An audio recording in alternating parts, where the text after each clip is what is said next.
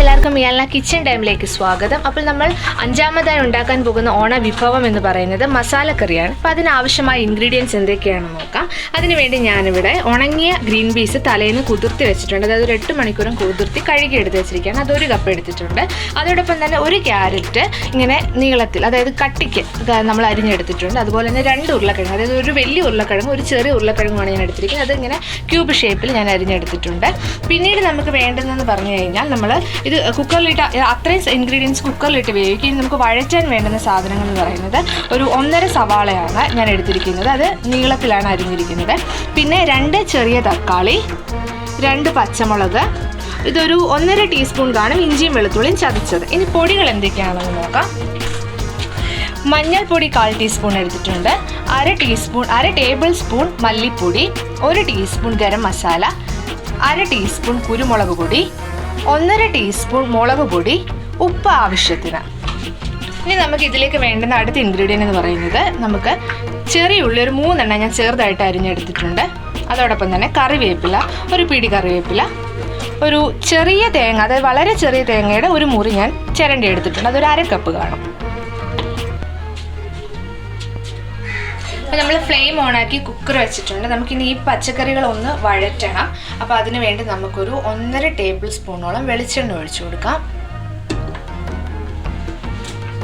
അതിനുശേഷം ആദ്യം നമുക്കിതിലേക്ക് ഉരുളക്കിഴങ്ങ് ഇട്ടു കൊടുക്കാം.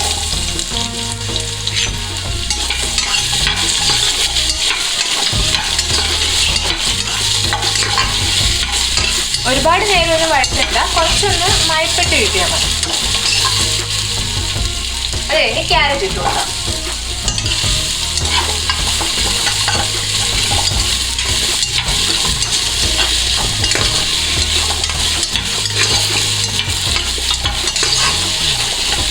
അതിനുശേഷം നമ്മൾ കഴുകി വെച്ചിരിക്കാം.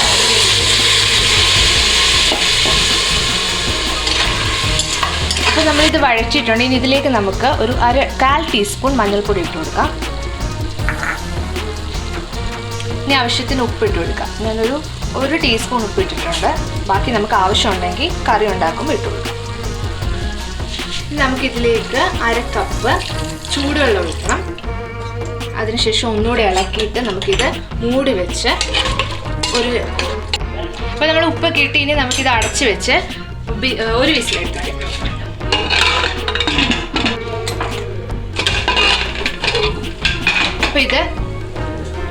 അപ്പോൾ ഇത് നമ്മൾ ഒരു വിസിൽ അടുപ്പിച്ചെടുത്തിട്ടുണ്ട്. അപ്പോൾ നന്നായിട്ട് വെന്തിട്ടുണ്ട്. ഇനി നമുക്കിതിലുള്ള സവാളയൊക്കെ വഴറ്റിയെടുക്കാം.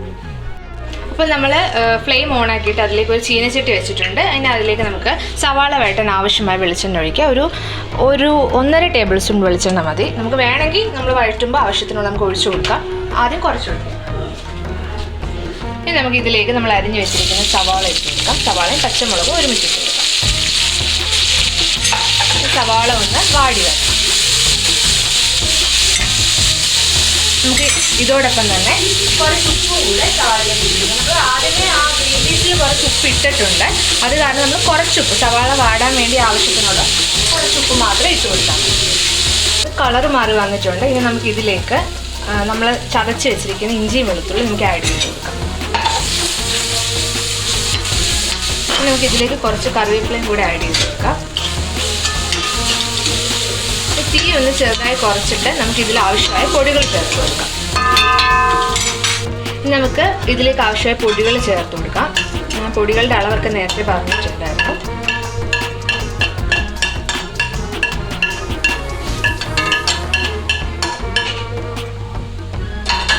അപ്പോൾ ഇതിൽ കുറച്ച് എണ്ണ കുറവാണെന്ന് ഫീൽ ചെയ്യുന്നുണ്ട്. നമുക്കൊരു 1 ടീസ്പൂൺ എണ്ണയും കൂടി നമുക്ക് ഇതിലേക്ക് ഒഴിച്ചു കൊടുക്കാം.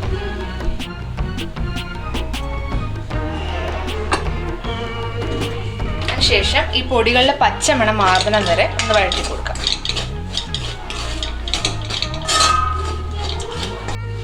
അപ്പോൾ ഇതിൻ്റെ പച്ചമണമൊക്കെ മാറി വന്നിട്ടുണ്ട്. ഇനി നമുക്ക് ഇതിലേക്ക് നമ്മൾ അരിഞ്ഞു വെച്ചിരിക്കുന്ന 2 തക്കാളി ഒന്ന് നമുക്ക് ചേർത്ത് കൊടുക്കാം.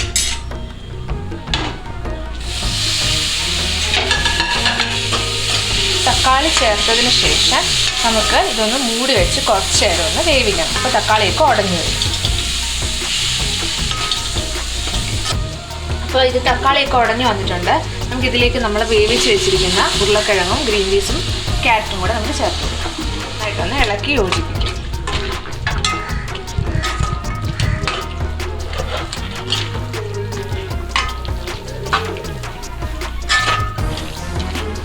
നമുക്കിതിലേക്ക് ഒരു ഇച്ചിരി, അതായത് ഒരു കാൽ ടേബിൾ സ്പൂൺ പോലെ ഇച്ചിരി വെള്ളം ഒഴിച്ചാൽ മതി. കാരണം ഇത് അത്യാവശ്യം കുഴഞ്ഞിരിപ്പുണ്ട്. അപ്പോൾ നമ്മളിനി കുറച്ച് വെള്ളം കൂടുതലായാൽ ഇതങ്ങ് ഉടഞ്ഞ് വല്ലാണ്ടായി. അപ്പോൾ നമുക്ക് ജസ്റ്റ് ഒന്ന് ആ പൊടിയൊക്കെ ഒന്ന് ഇതായി കിട്ടാൻ വേണ്ടി ആവശ്യത്തിനുള്ള കുറച്ച് വെള്ളം ഒന്ന് ചേർത്ത് കൊടുക്കാം. അതിനുശേഷം നമുക്കൊന്ന് ലോ ഫ്ലെയിമിലിട്ട് ഇതൊന്ന് കുറച്ച് നേരം മൂടി വെക്കാം. നമ്മളൊരു ചീനച്ചട്ടി അടുപ്പത്ത് വെച്ചിട്ടുണ്ട്. ഇനി അതിലേക്ക് നമുക്ക് തേങ്ങ ഒന്ന് മൂപ്പിച്ചെടുക്കാൻ ആവശ്യമായിട്ടുള്ള വെളിച്ചെണ്ണ ഒഴിച്ചു കൊടുക്കാം.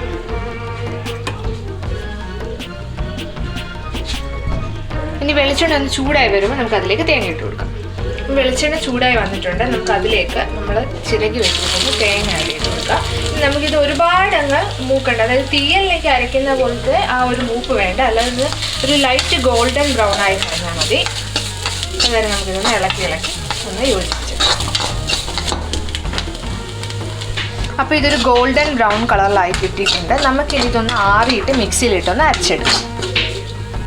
അപ്പം നമ്മൾ വറുത്ത് വെച്ചിരിക്കുന്ന തേങ്ങ നമുക്ക് മിക്സിയുടെ ജാറിലോട്ടിട്ട് ഒന്ന് പേസ്റ്റ് പോലെ അരച്ചെടുക്കാം. അപ്പോൾ നമ്മൾ തേങ്ങ അരച്ചെടുത്തിട്ടുണ്ട്.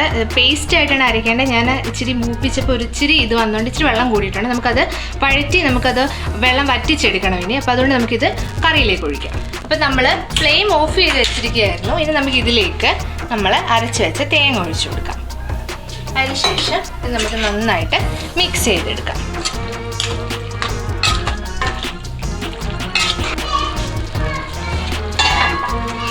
അപ്പം നമ്മുടെ കറി ഏകദേശം ആയിട്ടുണ്ട്. നമ്മൾ അരച്ച തേങ്ങയൊക്കെ ഒന്ന് വെന്ത് വരണം. അതോടൊപ്പം തന്നെ നമുക്ക് ഇതിലേക്ക് ചുമന്നുള്ളിയും കറിവേപ്പിലയും ഒന്ന് താളിച്ചിടാം. നമ്മളൊരു ചീനച്ചട്ടി അടുപ്പത്ത് വെച്ചിട്ടുണ്ട്. ഇനി നമുക്കിതിലേക്ക് ഒരു 2 ടേബിൾ സ്പൂൺ വെളിച്ചെണ്ണ ഒഴിച്ചു കൊടുക്കാം. അത് ചൂടാകുമ്പോൾ നമുക്ക് അതിലേക്ക് ചുമന്നുള്ളി ഇടണം. ഇനി നമുക്കിതിലേക്ക് ചുമന്നുള്ളി ഇട്ട് കൊടുക്കാം. അതോടൊപ്പം തന്നെ കറിവേപ്പില. ഇനി ഇതൊരു ഗോൾഡൻ ബ്രൗൺ കളർ ആവുന്നതിനും വരെ ഇളക്കി കൊടുക്കാം. അപ്പം ഈ ഒരു കറിക്ക് നമ്മൾ പ്രത്യേകിച്ച് കടുകിടേണ്ട ആവശ്യമില്ല. ചുമന്നുള്ളിയും കറിവേപ്പിലയും കൂടെ മാത്രം ഒന്ന് താളിച്ചിട്ടാൽ മതി. അപ്പോൾ നമ്മുടെ കറിയിലെ തേങ്ങയൊക്കെ നന്നായിട്ട് വെന്ത് വന്നിട്ടുണ്ട്. ഇനി നമ്മൾ താളിച്ച് വെച്ചിരിക്കുന്ന ചുമന്നുള്ളിയും കറിവേപ്പിലയും കൂടെ അതിലേക്ക് ഇട്ട് കൊടുക്കാം.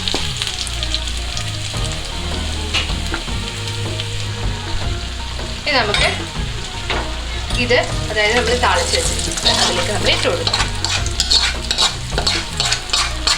നമുക്ക് ഇതൊന്ന് നന്നായിട്ട് ഇളക്കി യോജിപ്പിച്ചതിന് ശേഷം ഫ്ലെയിം ഓഫ് ചെയ്യാം.